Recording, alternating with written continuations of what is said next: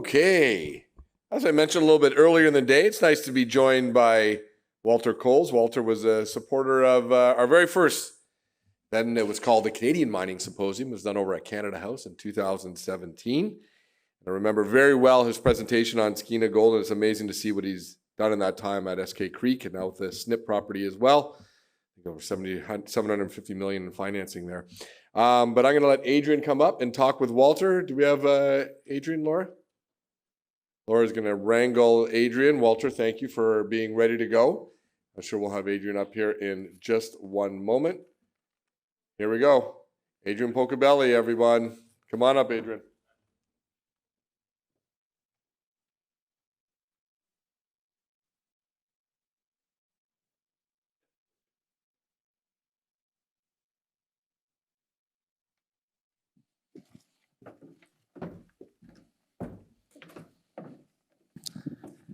Well, it's wonderful to have a conference that is ahead of schedule, isn't it? Okay, so joining us today is Walter Coles, Executive Chairman of Skeena Gold and Silver. Walter, welcome. Thank you. So tell us about, for those that might not know, tell us about the Skeena Gold and Silver and what you guys are up to. We're a company that's focused in Western Canada, British Columbia. In particular, the Golden Triangle. So Skeena has the third largest land package in this highly prospective area for metals after Teck and Newmont. So we've got about 180,000 hectares of prime real estate up there. And we are developing the Eskay Creek mine, which is a legendary underground mine that operated in the 1990s and 2000s. But the difference this time is it's going to be open pit, and it's looking like a great mine, and we've started construction on that. Okay, excellent. And so you've been with Skeena for quite a while, in a sense. What's changed over the years for the company? Yeah, when I joined Skeena as CEO in 2014, it had a market cap of 500,000, and today the market cap's 1.4 billion. So we've definitely put a lot of blood, sweat, and tears in advancing this company. And you're based in the United States? No, I'm kind of in multiple places. New York, Puerto Rico, and Vancouver. My original thesis on the creation of Skeena was to bridge the gaps between capital that's in New York and the technical expertise that's in Vancouver. Okay, excellent. So how would you say your leadership style, how would you describe it for people? Yeah, well, I started my career after university with an investment bank in New York. It's a pretty brutal place to work. Just a strange set of luck and circumstances, I ended up in mining. But I tried to bring that sort of New York hardcore work ethos to Vancouver, a place that I used to call it, there's something there called Vancouveritis, where people don't really want to work long hours, and it's like the West Coast, life is good. So I felt like part of the reason we've been successful was having a mantra of look, this is not a marathon, it's a full-on sprint. Like, I don't want anyone on my team who's not given 150%. The other thing I used to like to say to our guys was, we take no prisoners. Like, we are out to win. And I think the competitive advantage we always had was we worked really hard to find capital, and having capital is a competitive advantage in this business. And then you combine that with good technical talent, and you get good results. And it is important, isn't it? Like, from an entrepreneurial point of view, having this kind of the desire to win. Absolutely. It's important. I love hiring guys who play, men or women who played college sports, because again, it's that sort of desire to win, as you said. Yeah, absolutely. So, okay, so tell us about your current projects. What are you excited about that Skeena is up to? Well, Eskay Creek is a project that speaks for itself. It's an open pit mine. The grade in the first 5 years is 5.5 grams per ton gold equivalent. There is about 1/3 of that is silver. 5.5 grams open pit. Like, have you heard of anything like that out there? Our all-in sustainable cost is just over $500 an ounce. Our average EBITDA at spot prices is approaching $1.3 billion a year. Now, to put that in perspective, our cost of production is averaging $178 million. So think about that. 1.4 billion of revenue, 200 million of cost, and 1.2 billion of profit per year. Our biggest cost is taxes, 34% tax rate. So, I mean, that's what makes Eskay so special, is just an incredible cash generating machine. Indeed. And where is Eskay Creek, for those that aren't Yeah, familiar? it's in the Golden Triangle of northwestern BC. In British Columbia. Interesting. And so those are Canadian, that's a Canadian tax. Yeah. I mean, BC has high taxes. It Sure. definitely does. Okay, awesome. Yeah. Okay, so just finally on the company, in a sense, how do you see it as different, say, from other companies in the sector? Do you see it as having any sort of distinguishing features that, for you, separate it in certain ways?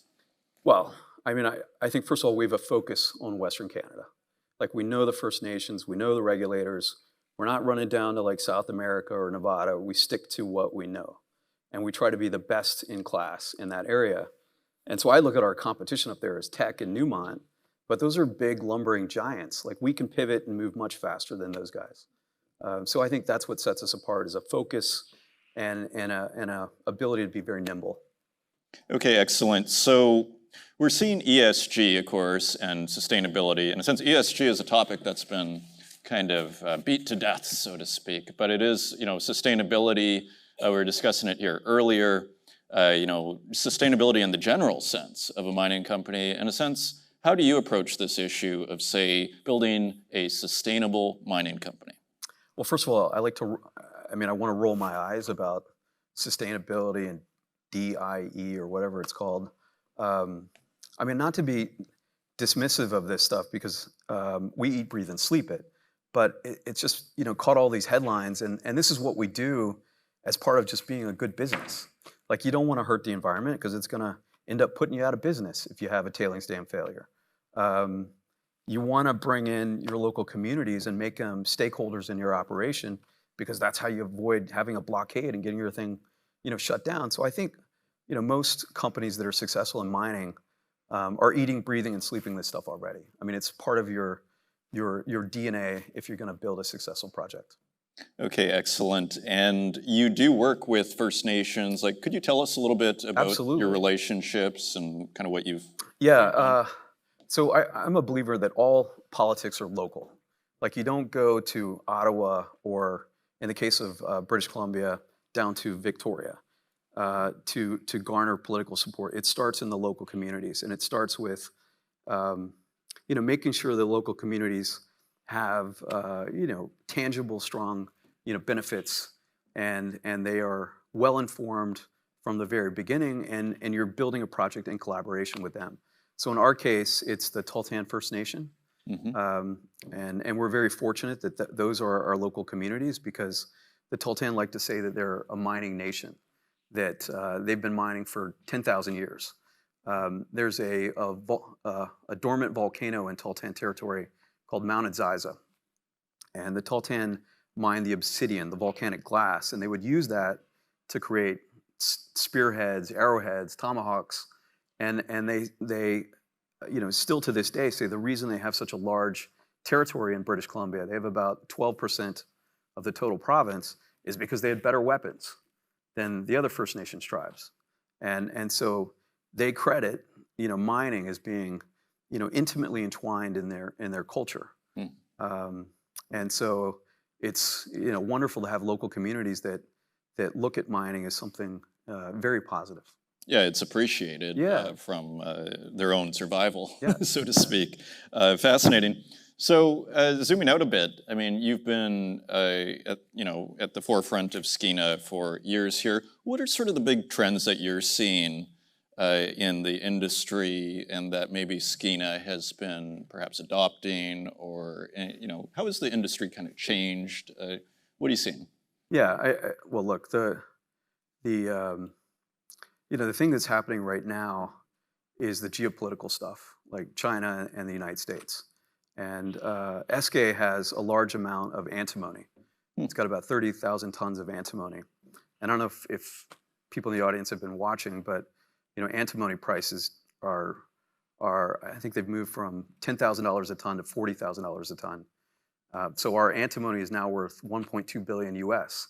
And then the interesting thing about that is there's not any antimony processing capability in the Western world, with the exception of a smelter in Oman. And then China, just a couple months ago, banned the export of antimony. China produces 65% of the world's antimony. So now governments are, I mean, I've noticed it. I've got a meeting with a government official here in an hour. I had meetings with government officials in the Middle East last week. Like, these governments are starting to care about this stuff in ways they don't care about the gold and the silver. And so, you know, we're seeing a reordering of the supply chain that's out there. And I guess the thing that I'd bring up that worries me is you've got so much, we have an oversupply of smelter capacity in the world right now, mainly because of China. But what happens if there's conflict over Taiwan and we're not allowed to send our concentrates to China? So suddenly the world shifts from oversupply of smelter capacity to undersupply. And you know, right now smelters don't make a lot of money because there's too much smelter capacity. And the reason there's too much smelter capacity is because governments recognize the strategic value of capturing the end raw material product. But what I worry about as a mining company is that if all that smelter capacity comes offline or we're not able to access it, the few smelters that are around are going to be able to charge exorbitant rates. So I think as a mining company, I mean, me personally, I'm thinking about how do we be potentially more vertically integrated to protect ourselves from, you know, what might happen in the next couple of years. Well, I was just going to ask you that. I mean, do you get tempted to, you know, like, have you looked at, say, the business model of a smelter and say, hey, maybe we should have an antimony smelter? The way I look at this is, if I were to buy an antimony smelter, I want government funding to do, you know, if I'm going to help the governments like the US government or the Canadian government, you know, I'd like to see them put up a lot of the capital for us to go down that road, which on the surface is not, it's not really profitable to us today to take that step. But if ever there was a place where government support should be focused, I think it's building smelter access and capacity in the West. Yeah, I mean, and as far as I understand, antimony, that's for ammunition, if I'm not mistaken. Yeah, it's also solar, it's fire retardant, but definitely with the war going on between Ukraine and Russia, the munitions are being depleted, and so you got to make more artillery shells, and you need antimony for that. Sure. Okay. So bringing it back then to Skeena. So what are some of the bigger challenges then you're facing here as you start to look out? Sounds like a great project. We've been reading about it for years, in a sense, Northern Miner. It seems to be going well, right, from everything you're saying. Yep. What are some of the challenges you're facing? What are you thinking about? Look, I mean, I'll be a broken record on the stage because everybody knows this. Permitting timelines in the West are too long. I mean, it's crazy. I heard Sean Rosen this morning talk about 4 years and 8 months to get his permits on Caribou. I think we've probably been at it 3.5 years. Like, it's ridiculous. And if I told you how much we spent on permitting in BC, like, it almost gives me a heart attack. I won't say the number out loud, but you know, the Western countries have got to improve this stuff. Indeed. And so, as far as that, I mean, there are different methods of improving it. Some people have proposed perhaps doing, you know, a single, you know, organization that takes care of everything across governments. Maybe that, you know, within a country, provincial and federal. Is that impractical? Like, do you have any thoughts on what should be done? You know, in BC, there's a lot of talk about improving permit timelines and doing things like, you know, coordinating all the agencies under one umbrella. But so far, I haven't seen any actual effect. It's been a lot of talk without much in the way of results.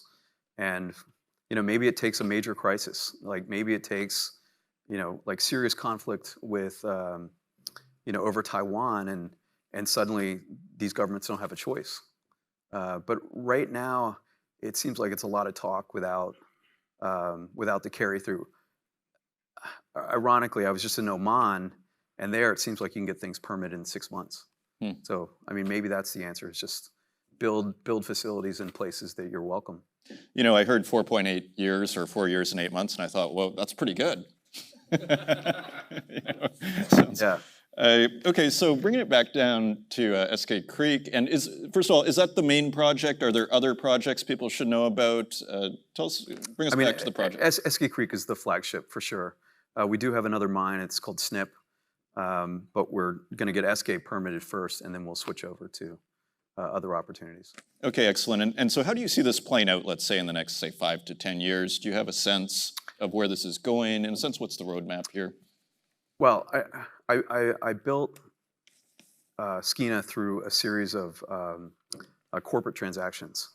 Basically, my thought is you build companies when times are really hard, and when the price of gold's $1,000 an ounce is the time you can go to knock on the door of Barrick and say, hey, you got those assets over there that you're not doing anything with, and you can actually, you can peel assets out of big companies.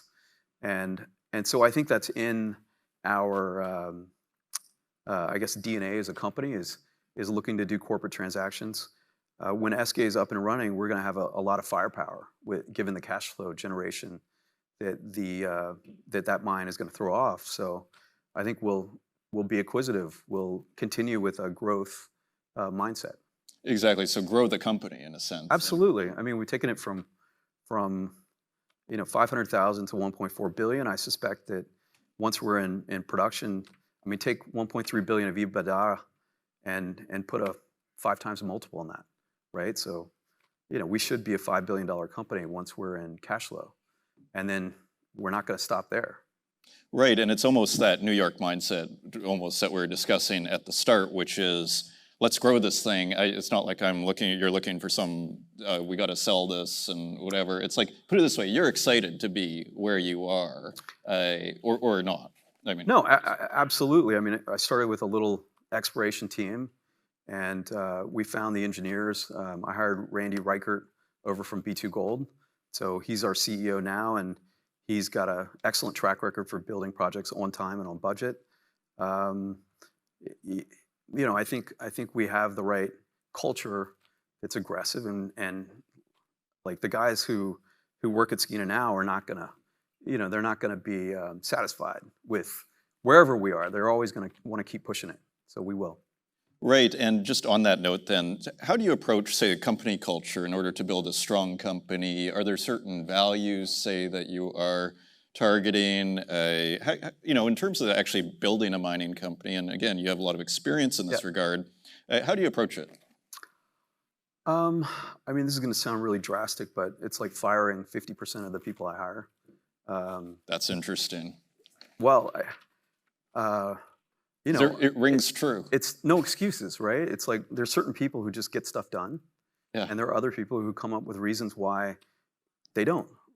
Or it's not their fault, it's something else. But, my feeling is just find people who, no matter what, figure out a way to get it done.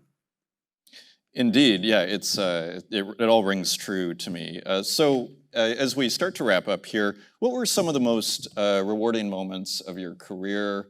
Is there anything that you'd like to highlight as those? Well, I'm quite proud of the project financing we did this summer with Orion. It was a $750 million total package. In particular, we did the equity, $100 million of equity at a premium to market.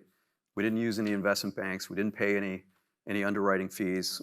And again, typically when you raise equity, you're doing it at a discount to market. We did it at a premium. We did $200 million of stream. I really don't like streams. And let me just explain why. I think there's a big mistake when you do a stream, you're forward selling your product, your metal.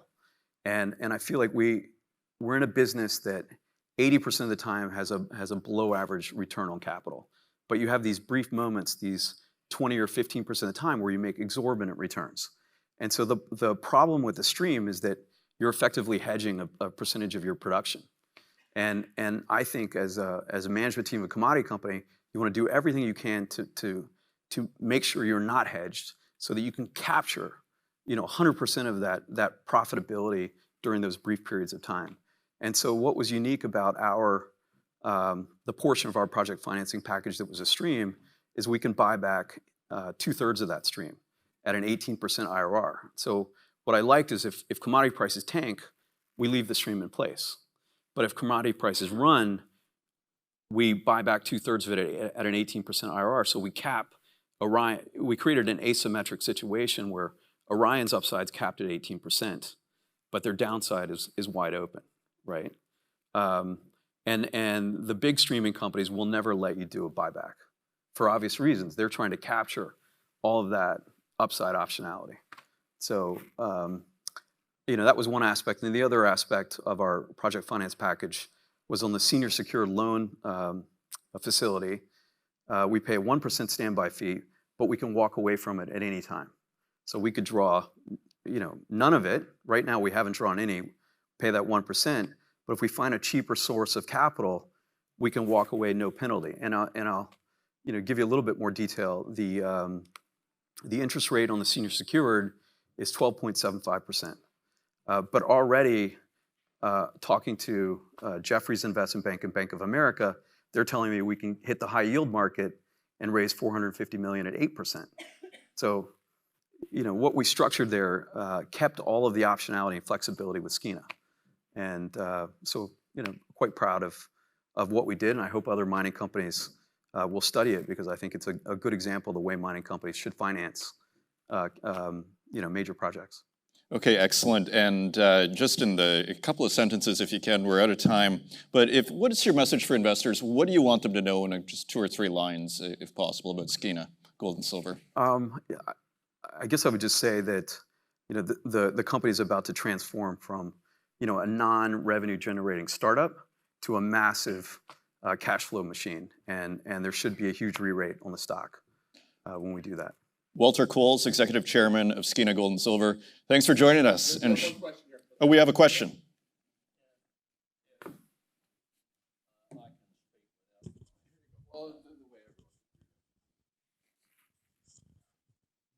Very good, Walt. I invested in you in 2018, and it's done very well. But what I'm fascinated by is you are hardly complacent. You've given an indication that when you get to positive cash flow, the first thing you do is buy back as much of the stream as you can. But you're going to have an enormous positive cash flow. How are you going to spend that money? I don't think you're going to do buybacks and give it back to the shareholders. I think there's a vision 2 coming up here. Do you want to give us a clue? Well, it's funny you say that about the buybacks because I have had a lot of hedge funds in particular, ask us if we would buy back stock. And look, I think we'll have so much free cash flow we can probably do a lot of it.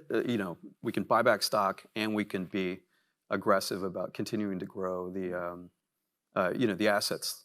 I'll tell this story. I don't think he would mind if I said it. Joe Foster, who was the portfolio manager at VanEck, I think, early on when I met him, I told him we were going to build it, and he was like, "Gosh darn it! If I have another junior mining company come in here and tell me they're going to build the mine, it's like that's the last thing I want to hear. Your job should be get the engineering studies done and sell the company." And I was polite, listened to him, but didn't follow through with what he wanted. And then, like 18 months ago, he's like, "You've done a good job. So what are you doing to build a pipeline to, because you don't want to be a single asset mining company." So I'd like to think that we're earning the privilege to go out and acquire other assets and grow the company. And obviously you need cash to do that. So you're going to bid for a less well-managed gold? I think there's huge opportunities out there because again, one of the toughest things about this sector is finding capital. So if you have the capital, that's a big competitive advantage.